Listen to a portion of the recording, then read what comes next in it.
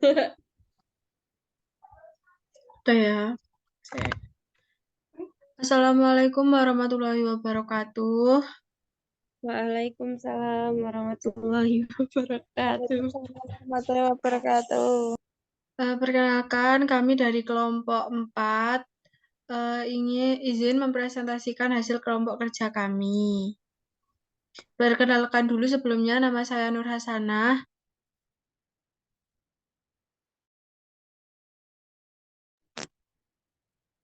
Nama saya Satya.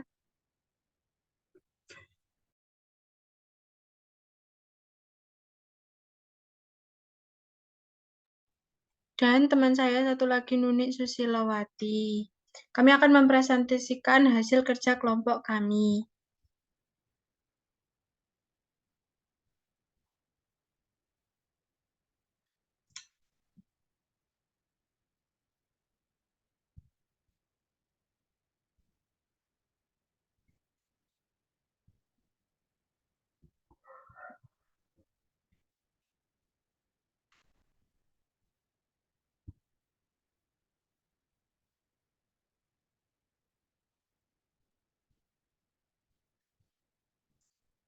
Ayo ya, Satya.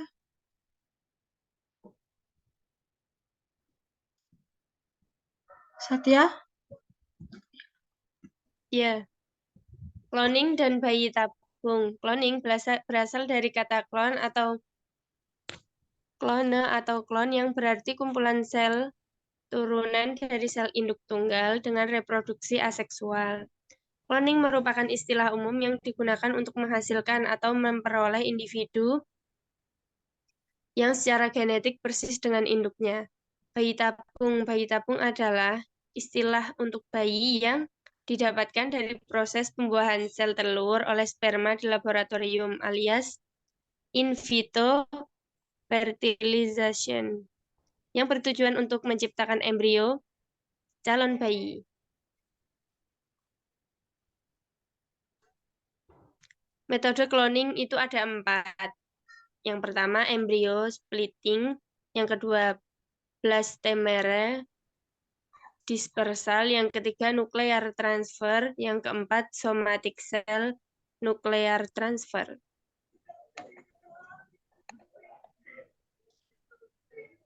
Metode bayi tabung, obat, monitoring, dan pengambilan sel telur. Mbak Nana. Syarat bayi tabung dalam Islam harus memenuhi persyaratan berupa dilaksanakan atas ridho suami dan istri. Inseminasi akan dilaksanakan saat masih berada dalam status suami istri. 3, dilaksanakan sebab keadaan yang darurat supaya bisa hamil.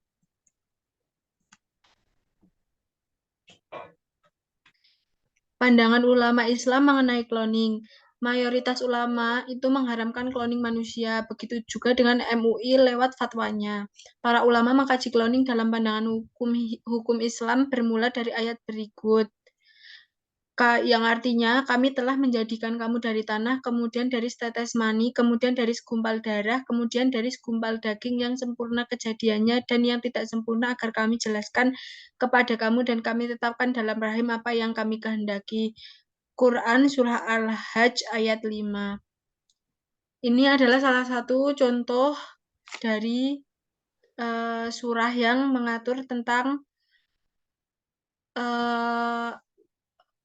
pengharaman cloning manusia.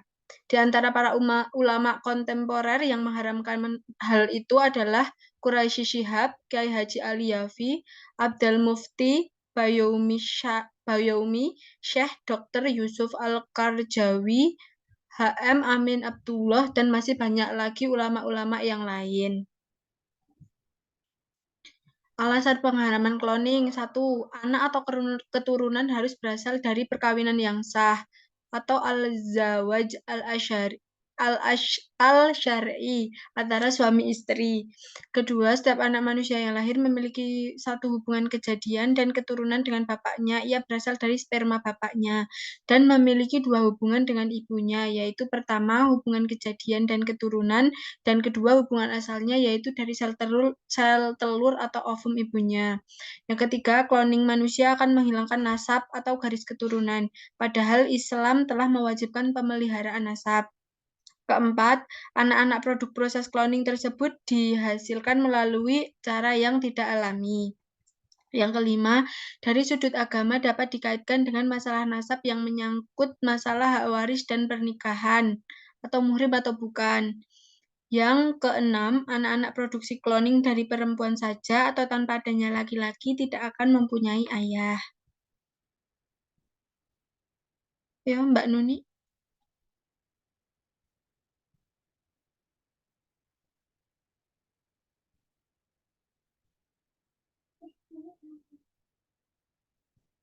Mbak Nuni.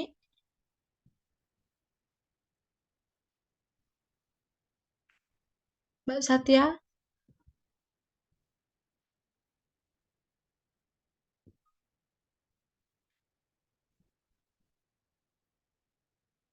Mbak Satya itu ke-mute, belum di-unmute. Alasan pembolehan cloning dalam Islam, kita selalu diajarkan untuk menggunakan akal dalam memahami agama. Dan Islam menganjurkan agar kita menuntut ilmu atau dalam hadis dinyatakan bahkan sampai ke negeri Cina sekalipun. Islam menyampaikan bahwa Allah selalu mengajari dengan ilmu yang belum ia ketahui. Dan Allah menyatakan bahwa manusia tidak akan menguasai ilmu tanpa seizin Allah.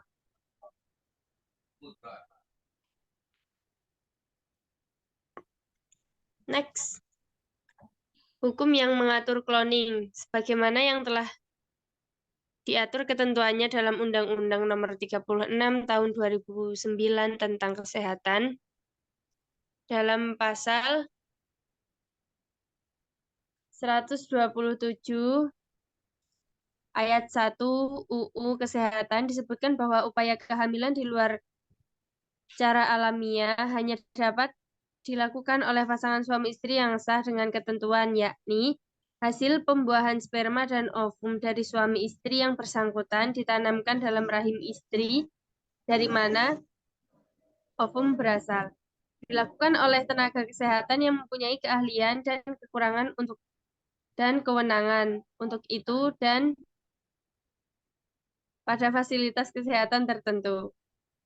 Dilanjutkan pada ayat 2, ketentuan mengenai persyaratan kehamilan di luar cara alamiah sebagaimana dimaksud pada ayat 1, diatur dengan peraturan pemerintah. Peraturan pemerintah yang dimaksud dalam pasal tersebut adalah Peraturan Pemerintah Nomor 61 Tahun 2014 tentang Kesehatan Reproduksi. Dalam pasal 40 ayat 1 disebutkan bahwasannya reproduksi dengan bantuan atau kehamilan di luar cara alamiah hanya dapat dilakukan pada pasangan suami istri yang terikat perkawinan yang sah dan mengalami ketidaksuburan atau infertilitas untuk memperoleh keturunan. Kemudian ayat 2 menjelaskan bahwa dilaksanakan dengan menggunakan hasil pembuahan pada sperma dan ovum yang berasal dari suami istri yang bersangkutan dan ditanamkan dalam rahim istri, dari mana ovum berasal.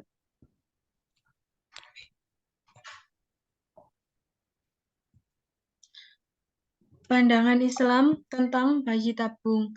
Menurut hukum Islam, bayi tabung dengan sperma ovum dari suami istri lalu embrionya ditanamkan ke rahim istri, maka hukumnya mubah atau boleh. Karena asal sperma dan ovum berasal dari suami istri sehingga tidak menimbulkan masalah apa-apa. Bayi tabung dengan sewa rahim hukumnya haram, sebab dalam Islam menanamkan benih pada rahim wanita lain haram hukumnya.